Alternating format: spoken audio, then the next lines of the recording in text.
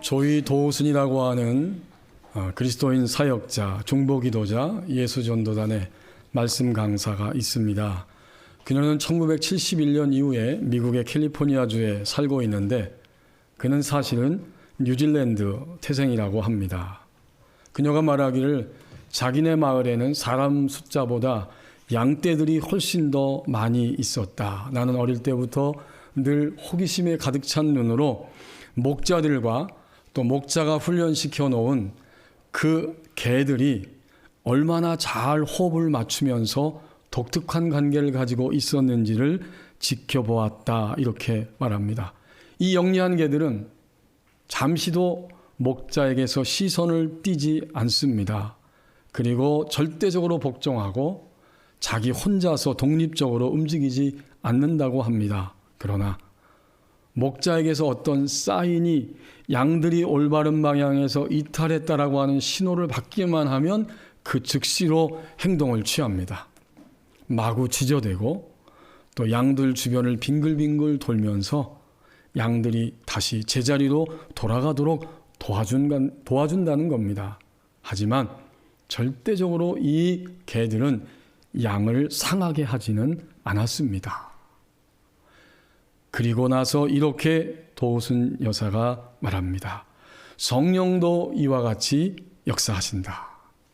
우리가 하나님의 뜻을 행하기를 원하지만 그 뜻을 알지 못하고 잘못된 방향으로 나갈 때 하늘에 계신 목자께서는 성령님을 보내주셔서 우리에게 경고해 주시고 바른 길로 올바른 방향으로 돌이키게 하십니다. 이 얼마나 우리를 안심시키고 우리를 위로해 주는 사실인가. 이렇게 조이 도우슨이 하나님의 음성을 듣는 삶이란 책에서 이야기해 주고 있습니다. 오늘은 교회 달력으로 따지면 교회력에 의하면 성령 강림 주일입니다. 우리에게 주신 본문 1절 말씀을 보십시오. 성령님의 역사하심은 다양한 모습으로 말씀을 받아들이는 것입니다. 성령님이 어떤 역사를 하신가 보았더니 다양한 모습으로 하나님의 말씀을 받아들이게 하는 것, 이것이 바로 성령의 역사입니다.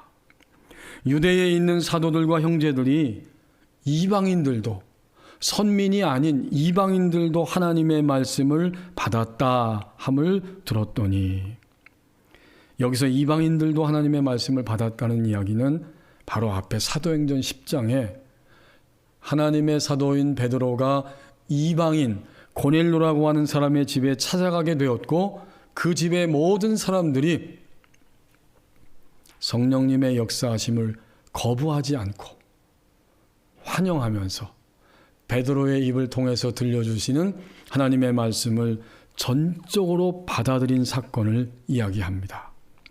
사도행전 10장 마지막 부분에 11장 바로 앞에 44절부터 보면 성령님이 다양한 모습으로 오신 것을 이야기해 줍니다. 베드로가 이 말할 때 곧 하나님의 진리의 말씀, 예수 그리스도를 통한 구원의 역사를 복음을 설교할 때에 성령이 말씀 듣는 모든 사람에게 내려오셨다. 상상해 보십시오. 베드로 사도가 설교하고 있는데 설교 중에 갑자기 성령님이 내려오신 것입니다. 그러니까 이 44절 말씀은 하나님의 전적인 주권적인 역사에 의해서 갑자기 성령님을 말씀 듣는 설교 듣는 모든 사람들에게 보내셨다 그 말이고, 45절에 보면 베드로가 이렇게 설교하고 있을 때 함께 따라왔던 할례받은 신자들이 놀랍니다. 이방인들에게도 성령 부어주심으로 말미암아 놀랐다. 여기는 어떻게 드러나죠? 성령을 부어주셨다 이렇게 표현합니다. 이 성령을 부어주심은 거기 아라비아 숫자 2번이 해석해 주고 있는 것처럼 밑에 보면 성령의 선물을 부어주심으로 이런 뜻입니다. 곧 성령님을 선물로 보내주신 것입니다. 이것을 성령을 부어주시는구나 라고 이 사람들이 지금 이야기하고 있는 거죠. 그 다음 46절 말씀해 보니까 성령님이 이렇게 찾아왔을 때 두 가지 현상을 설명하죠. 방언을 말하며 하나님 높임을 들음이러라. 성령이 찾아오시고 부어주시고 성령이 내려오시니까 육체가 경험하는 것이 있는데 우리의 육체의 감각으로는, 육체의 지정의로는 하나님의 세계를 절대적으로 알 수 없기 때문에 하나님이 은사적으로 경험시켜 주는데 방언의 은사를 부어줬다는 거예요. 그래서 막 방언을 말하게 됩니다. 그리고는 하나님을 높이는데 이것은 하나님을 찬양했다는 뜻입니다. 하나님을 방언을 하다가 하나님을 막 찬양하게 됩니다. 이것은 전적으로 그들의 육체가 경험하는 놀라운 성령의 역사하심이었어요. 그리고 나서 47절에 성령을 받았다고 베드로가 표현합니다.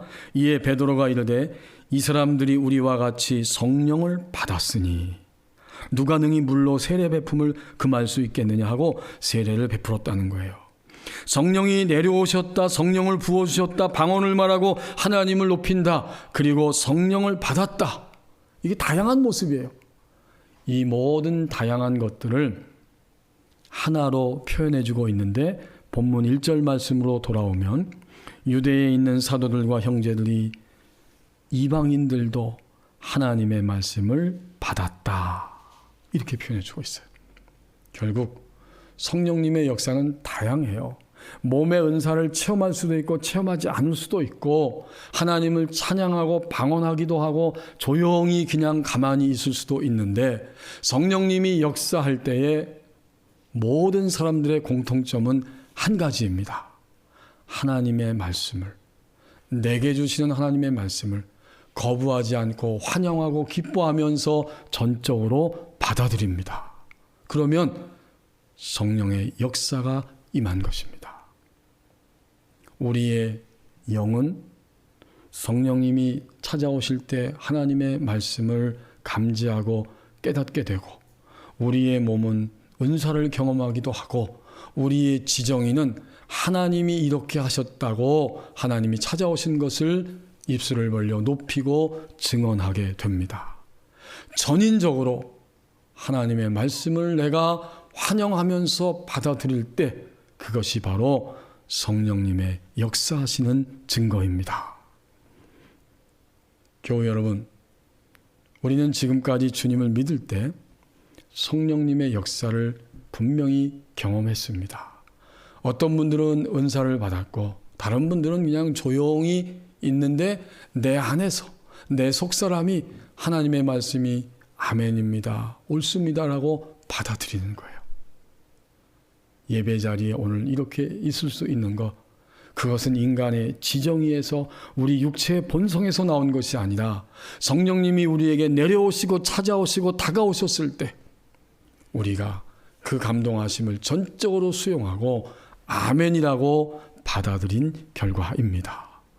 성령님의 역사하심은 다양한 모습이지만 말씀을 받아들이는 것입니다. 2절에서 3절 말씀을 보십시오. 반대 방향으로 가게 하는 도전이 찾아온다고 말씀합니다. 베드로가 이제 자진해서 고넬료 집에서 떠나서 예루살렘으로 올라갔더니 거기에 할례자들이 비난하기 시작합니다. 할례자들, 이것은 이스라엘 백성들이고 하나님이 먼저 선택한 유일한 선민입니다. 그들은 자신들 외에는 모두가 다 이방인이에요. 하나님 우리 민족만 선택했다고 생각하고 살아가는 사람들이기 때문에 그들은 누구든지 하나님의 백성이 되면 몸에 할례를 행해야 되고 율법을 지켜야 하고 구약 성경이 말하고 있는 음식 규정, 의례 이런 것들을 다 지켜야 한다고 믿고 있는 사람들이었습니다. 할례 받지 않은 사람들하고는 상종할 수 없다고 여기며 살아가고 있습니다. 그러니까 2절 3절은 왜 이런 행동이 나오는지 우리가 이해할 수 있죠. 베드로가 올라갔더니 그 사람들이 비난합니다. 이 비난한다는 말이 그냥 조용조용 말했다는 게 아니에요. 아주 거세게 베드로를 몰아붙이면서 사납게 지금 비난하고 있는 장면입니다. 어떻게 해요? 3절 말씀에 내가 무할례자의 집에 들어가 함께 먹었다 하니, 할례 받지 않은, 할례가 없는 이방인들의 집에 들어간 것도 큰일 날 일인데 그 집에 들어가서 서로 대화하고 심지어는 식사까지 하였다니 이것은 정말 잘못된 것이다. 유대인들은 정결 예법을 가지고 있습니다. 이방인들과는 교제할 수 없고 그래서 이방인들과 식사하는 것은 절대로 할 수 없는 일이다. 이것이 그들의 사고방식 틀이었습니다. 이런 도전이 지금 베드로에게 찾아온 것입니다. 하지만 이러한 도전은 오늘 우리에게도 똑같이 찾아옵니다. 베드로에게 찾아온 도전은 나에게도 찾아오는 도전이에요. 뭘까요? 가장 먼저 내 자신 안에 그런 도전이 있습니다. 베드로의 일생을 잠깐 짤막하게 생각해 보십시오. 그는 사도행전 2장에서 오순절날, 성령 강림절이죠. 오순절날 마가의 다락방에서 120명의 성도들과 함께 기도할 때에 불의 혀같이 갈라지면서 성령의 충만함을 입게 되고 성령이 말하게 하심을 따라서 모든 사람들이 방언을 말하게 되었습니다. 다 사람들이 놀라운 은사를 경험하는 자리에 베드로가 있었어요. 두 번째는 바로 사도행전 10장입니다. 이 베드로가 욥바에서 기도 시간에 기도하고 있을 때 성령님이 그에게 찾아오셔서 말씀합니다. 너는 그 고넬료라고 하는 집의 사람들이 찾아올 텐데 그들과 함께 그 집에 가라 하면서 환상을 보여주시는데 어떤 환상인가? 여러분 10장 11절 말씀 이하에 그 환상이 나옵니다. 10장 11절 하늘이 열리며 한 그릇이 내려오는 것을 보니 큰 보자기 같고 내 귀를 메어 땅에 들이웠는데 그 안에는 땅에 기는 각종 네 발 가진 짐승 그리고 기는 것과 공중에 나는 것들이 있었습니다. 이 환상 가운데 기도 시간에 하나님이 나타나서 베드로에게 이 보자기 환상 보여주시면서 그 안에 짐승들 또 기는 것들 이런 것들을 다 가득 담고 베드로에게 말씀합니다. 13절에 소리가 있으되 베드로야 일어나 잡아먹어라. 베드로가 대답합니다. 환상은 여러분 늘 말씀드리지만 꿈꾸는 게 아니에요. 꿈은 꿈속에서 꿈을 꾸지만 환상은 내가 깨어 있는데 하나님의 세계가 그에게 그 사람의 영 안에 펼쳐지고 있는 거예요. 베드로도 그 환상 가운데 끌려 들어가서 깨어있는 상태에서 그의 영 안에 하나님 말씀하시고 그는 또 응답합니다. 그럴 수 없습니다. 저는 지금까지 깨끗하지 아니한 것은 결코 먹어본 적이 없기 때문입니다. 먹을 수 없습니다. 한 번이 아니에요. 두 번, 세 번 똑같은 소리가 들렸고 그 다음에 그 그릇이 하늘로 올라가게 됩니다. 베드로는 이 환상 속에서 자신 안에 있는 틀들이 드러나고 있습니다. 깨끗하지 않은 것은 곧 이방인들은 깨끗하지 않은 사람들이기 때문에 내가 접촉할 수 없고 가서 만날 수도 없습니다. 베드로 안에 있는 도전이에요. 하나님이 환상을 통해서 베드로에게 사람을 보내고 드디어 고넬료가 보낸 사람들에 의해서 그 집에 함께 가게 되었습니다. 이것은 쉬운 이야기가 아니에요. 10장 28절에서 베드로가 그 집에 들어가서 이런 말을 합니다. 들어가자마자 이 말을 하는 거예요. 10장 28절 이르되 유대인으로서 이방인과 교제하며 가까이 하는 것이 위법인 줄은 너희도 알거니와 하나님께서 내게 지시하사 아무도 속되다 하거나 깨끗하지 않다 하지 말라 하시기로. 그래서 내가 올 수 있었다는 거예요. 여기에 베드로의 틀이 있습니다. 유대인으로서 이방인과 교제하는 것은 가까이 하는 것은 위법이다. 신명기 7장 3절 4절 말씀에 하나님이 모세를 통해서 유대인들은 선민 이스라엘 백성들은 이방인과 혼인할 수 없다. 그 말씀하셨어요. 그들과 혼인하면 그들이 섬기는 우상들과 함께 타락할 것이기 때문에 이러한 사고방식 속에서 쭉 흘러오다 보니까 유대인들은 어떤 생각까지 확대 해석해서 살아가게 되었느냐. 유대 역사가인 요세푸스가 그의 글에서 이 본문을 가지고 이렇게 이야기해주고 있습니다. 유대인들은 이방인들과 길거리에서 만났을 때 서로 교제할 수 없다. 그들과 이야기할 수 없고 심지어 유대인들은 그들과 식사해서도 안 되고 이방인들이 사는 지역으로 여행해서도 안 된다. 엄격한 유대인들은 이방 땅에서 수입한 음료나 곡식, 기름 이런 것들을 먹지도 않는다. 유대인이면서 유대 역사가인 요세푸스가 얼마나 철저하게 유대인들이 그렇게 율법의 말씀을 따라서 살아가는지를 소개해주고 있는데 10장 28절에 베드로가 한 말이 그거예요. 유대인으로서 이방인과 교제하고 가까이 하는 것은 위법이다. 하지만 하나님이 나에게 환상 보여주시면서 가라고 했기 때문에 왔다. 이렇게 이야기한 겁니다. 이제 본문 2절 3절 말씀으로 돌아와서 다시 보십시오. 이런 상태에서 베드로가 고넬료를 만나고 예루살렘에 올라가니까 할례자들이 비난하는 것은 너무나 자연스러운 일입니다. 이르되 내가 무할례자의 집에 들어갔고 그것도 부족해서 거기서 함께 먹었느냐? 있을 수 없는 일이다.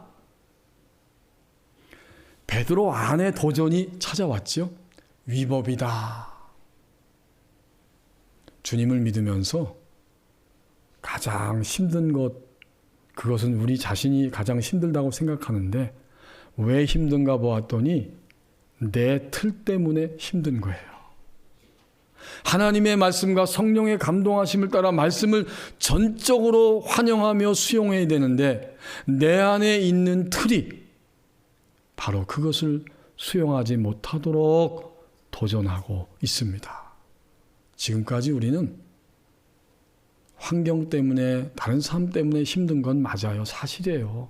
하지만 주님의 말씀은 그런 힘든 환경을 통해서 내가 어떤 틀을 가지고 계신지를 보여주시고 성령의 감동하심, 역사하심은 그 틀을 버리고 성령님이 말씀해 주시는 틀로 나가라고 요구하고 있습니다. 베드로에게 일어난 사건은 우리에게도 일어나는 사건이에요. 베드로의 내면 안에 찾아오는 도전은 내 내면 안에도 찾아오는 도전입니다. 나는 더 이상 방법이 없고 나의 인생에 있어서 이 문제만큼은 어쩔 수 없다고 우리는 나의 틀을 가지고 살아갑니다. 사실은 그게 맞아요. 너무 힘들어요. 도저히 내가 깰 수 없어요. 하지만 하나님은 그 틀을, 내가 가지고 있는 그 한계의 틀을 깨트려 주시고 그래서 나를 자유하게 하기를 원하십니다. 그러니까 첫 번째 도전은 다른 것이 아니고 베드로 성도 안에 있었던 틀이고 하나님은 그 틀을 지금 어떻게 깨트려 가시는지를 베드로의 고백을 통해서 보여줍니다. 위법이다. 그러나 하나님이 나를 가게 하심으로 내가 부름을 사양하지 않고 이방인 너희 집에 왔다. 두 번째로 반대 방향으로 가게 하는 도전은 바로 다른 사람들을 통해서 그리고 악한 영의 충동을 통해서 일어납니다. 베드로 사도가 직면한 2절 3절 말씀의 도전은 바로 그들의 믿음의 형제인 할례자들의 도전이었습니다. 우리가 하나님 말씀대로 따라가려고 할 때 사실은 남편이, 아내가, 가족이, 우리 신앙생활하는 믿음의 형제 자매들이, 내 직장의 동료들이, 길거리 가는 사람들이 우리를 도전합니다. 하나님의 말씀대로 가지 못하도록 우리를 도전하는데 나를 아프게 하고 화나게 하고 분노하게 하고 시기하게 하고 질투하게 하고 고통스럽게 합니다. 우리는 지금까지 그런 도전들을 많이 받으면서 살아왔어요. 그러다 보니 말씀은 말씀이고 나는 나다. 100% 완전한 하나님의 말씀을 50%만 순종하고 살아가는 경우가 너무나 많습니다. 나머지는 반대 방향으로 가는 거예요. 이게 도전이에요. 사람들이 그렇게 합니다. 더 나아가서 악한 영이 사람들을 충동해서 나를 그렇게 도전하게 만들고 악한 영 자체가 내 안에서 나를 흔들고 방해하게 됩니다. 우리는 또다시 베드로를 통해서 그 사실을 확인합니다. 베드로가 3년 동안 예수님의 공생애 가운데 살아갈 때에 칭찬을 받았어요. 정말 내가 메시아가 누구인지를 바로 알고 있구나. 하나님이 너에게 이것을 알게 했다. 내가 내 고백 위에, 베드로라고 하는 너가 아니라 너의 신앙 고백 위에 내가 내 교회를 세울 것이다.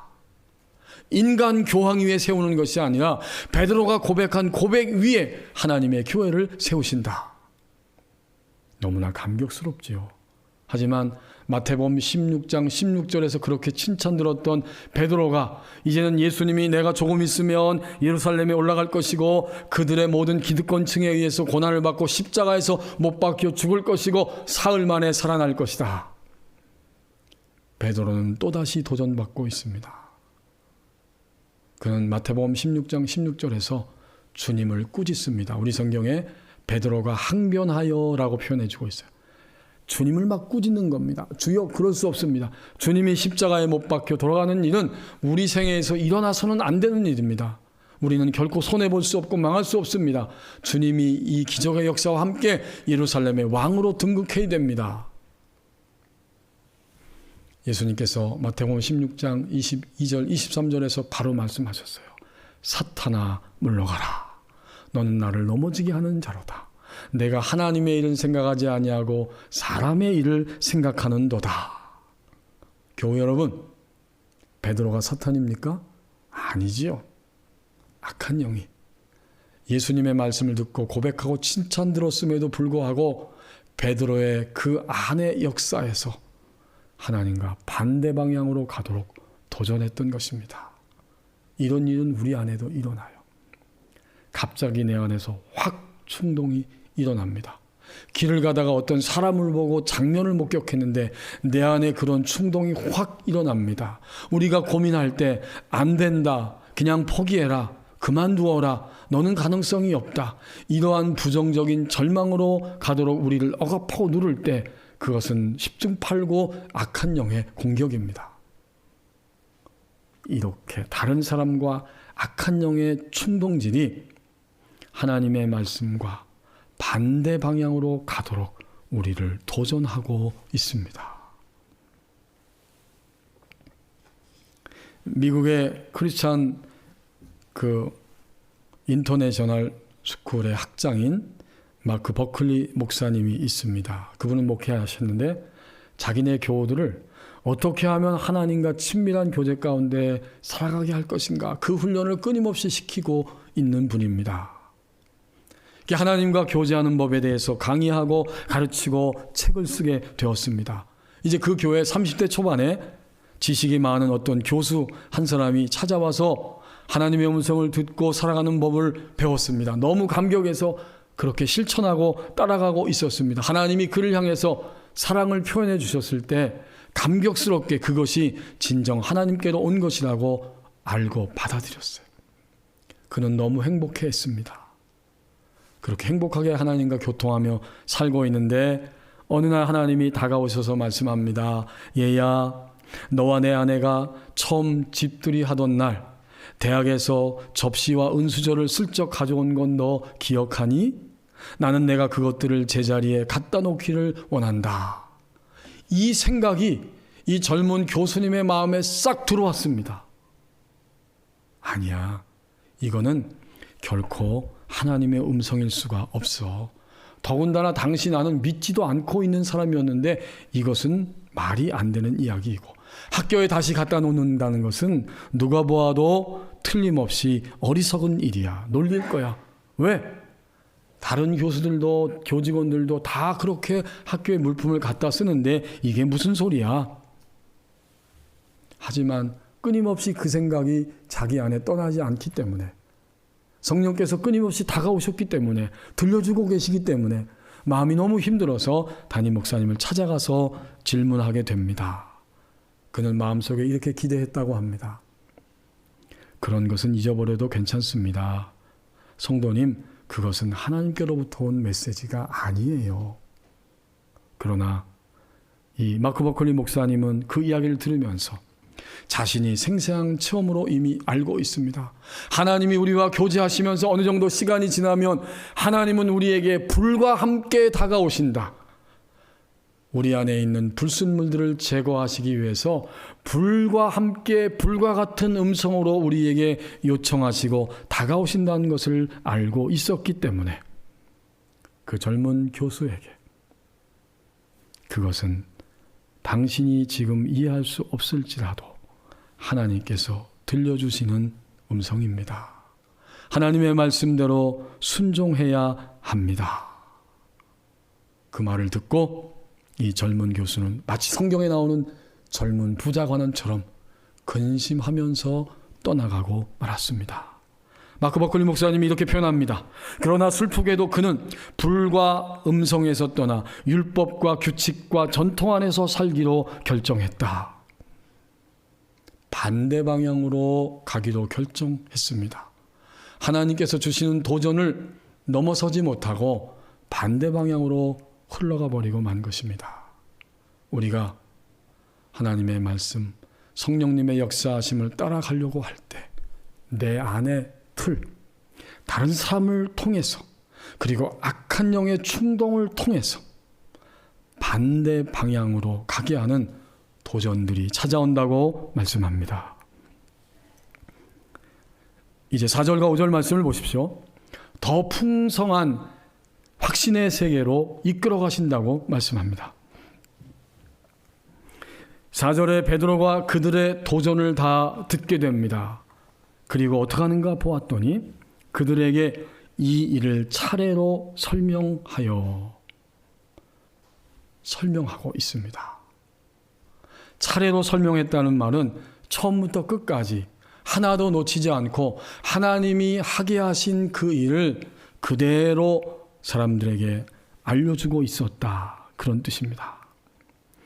5절 말씀에 보면 10장 전체의 이야기를 그렇게 담고 있죠. 내가 욥바시에서 기도하고 있는데 황홀한 중에 환상을 보게 되었고 큰 보자기 같은 그릇이 내 귀에 매여 하늘로부터 내리어 내 앞까지 드리워졌습니다. 이렇게 시작한 거예요. 그리고 10장에 나오는 이야기를 쭉 설명한 것입니다. 황홀한 중에 환상을 보았다. 정말 그렇습니다. 환상은 깨어서 하나님의 말씀이 내 심령 안에 생각을 타고 또렷한 음성으로 때로는 그림 언어를 통해서 각자에게 들려오는데 이건 정말 황홀합니다. 얼마나 부드러운지, 얼마나 강요하지 않고 설득적인지, 그리고 얼마나 우리의 영을 감격스럽게 하고 기쁘게 하고 평안하게 하고 두려움 없게 만드는지. 하나님이 우리에게 다가오실 때에는 그렇게 다가오시는 거예요.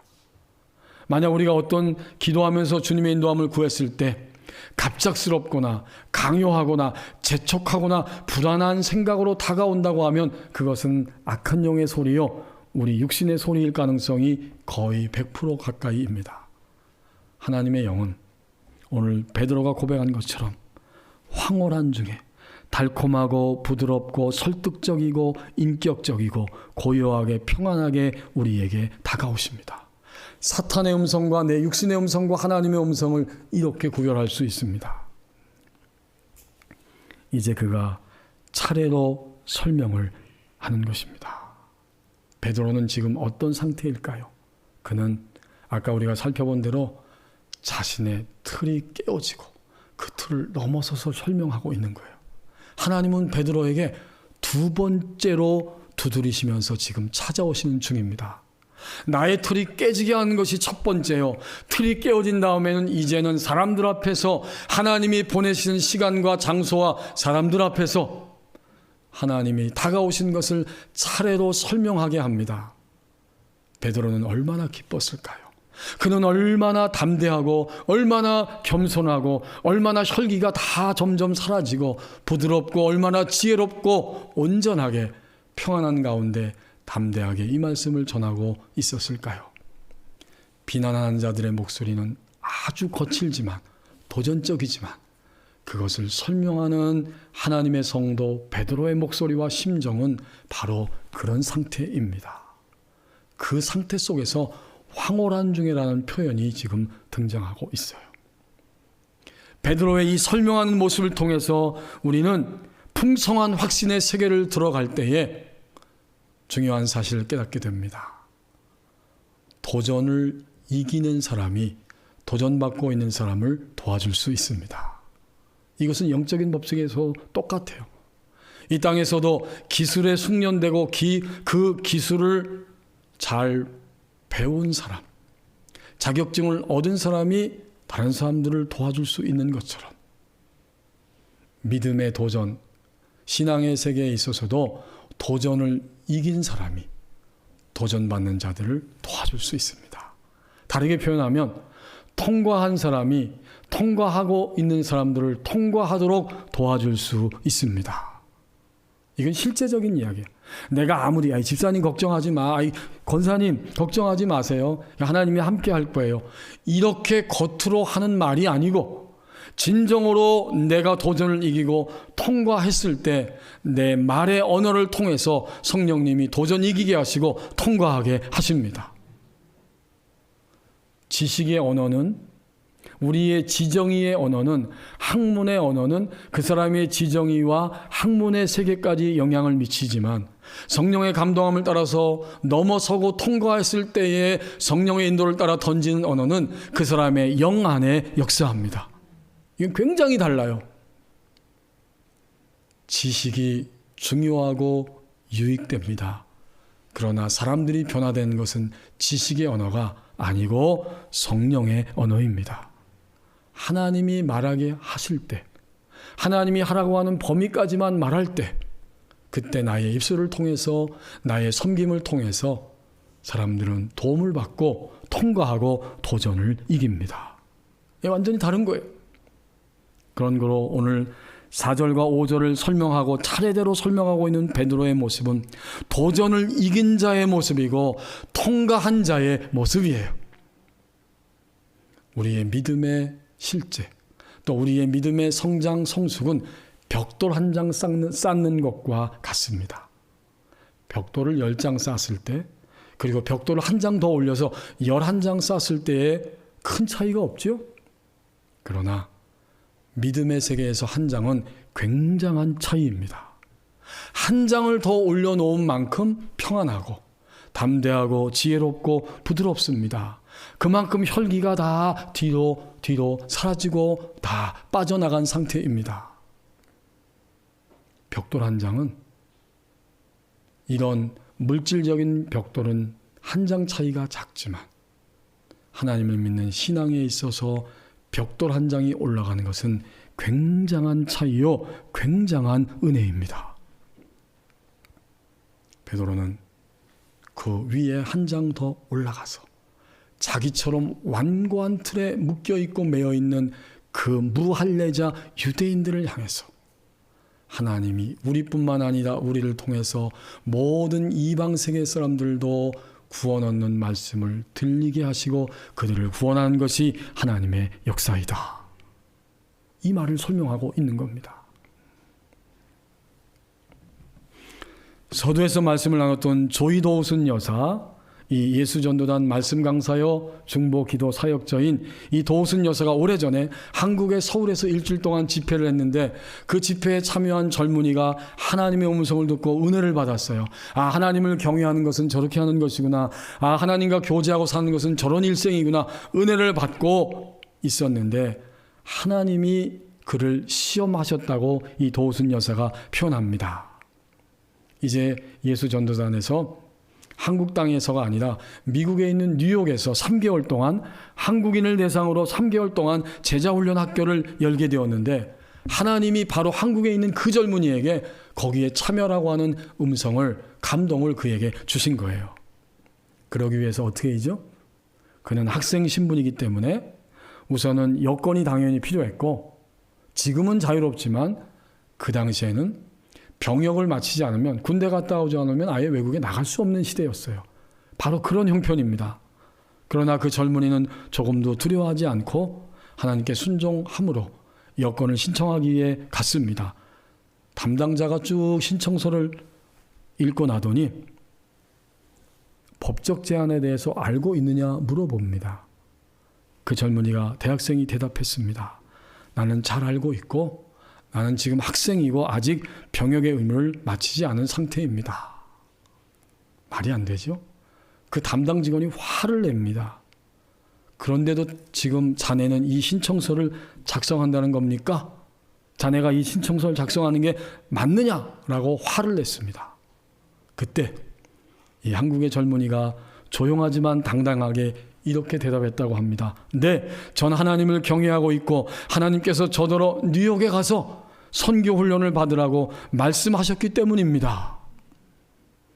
직원이 그 이야기를 들었을 때 한 번도 들어보지 못한 놀라운 대답을 했다고 합니다. 그런 경우라면 제가 여권을 발급해 드리지요. 조이 도우슨 여사가 그 젊은이의 간증을 듣고 이렇게 결론을 내리고 있습니다. 하나님이 어떻게 역사하시는지 알겠는가? 사람에게 불가능한 일이라도 하나님께는 쉽다. 우리가 하나님의 말씀의 음성에 온전히 순종할 때에만 일어날 수 있는 역사이다. 조이 도우슨은 하나님의 음성을 듣는 삶이라고 하는 책에서 성령님이 우리 가운데 찾아오실 수 있는 조건을 4가지로 표현해 주고 있습니다. 겸손함, 그리고 하나님의 뜻이면 무엇이든지 이루신다는 믿음, 3번째는 정결한 마음, 마지막 4번째는 포기된 자기 의지. 겸손한 마음, 믿음, 정결한 마음, 내 의지를 다 포기하고 포기된 자기 의지를 가지고 성령님께 하나님의 뜻을 구할 때 하나님은 우리 가운데 성령님을 통해서 찾아오십니다. 더 풍성한 확신의 세계로 이끌어 가신다고 말씀합니다. 오늘 예배하는 우리에게 이런 질문을 던지기를 원합니다. 저를 포함해서 지금까지 성령님의 다가오심, 성령님의 임재하심, 성령님의 역사하심을 몇 번이나 경험하셨습니까? 아마도 우리 모두는 1번, 2번, 10번, 20번 그 이상으로 경험했을 것입니다. 그런데 오늘 베드로의 모습, 베드로 성도의 모습을 통해서 우리에게 다가오시는 성령님은 우리 인생 다가도록 끝날까지 언제나 내가 머무른 그 자리에서 그 다음 자리로 나갈 수 있도록 2번째 두드리고 계시는 성령님이십니다. 오늘은 어떤 날인가? 2번째 두드리시는 성령님의 손길을 맞이하는 시간입니다. 기도하겠습니다. 이제 우리 합심해서 1, 2분 동안만 기도하겠습니다. 하나님의 말씀을 전적으로 환영하고 거부감 없이 받아들이는 것, 성령의 역사하심입니다. 하지만 내 자신 안에 반대 방향으로 가는 나의 틀이 있습니다. 사람들 때문에 힘들고 악한 영이 때때로 공격할 때 고통스럽습니다. 이 모든 도전이 찾아오는데 이것을 넘어서서 이기고 통과하고 마침내 더 풍성한 확신의 세계로 이끌어가는, 나도 평안하고 사람들을 평안하게 하는 이런 삶을 살아가기를 원합니다. 우리 1, 2분 동안만 합심해서 함께 기도합니다.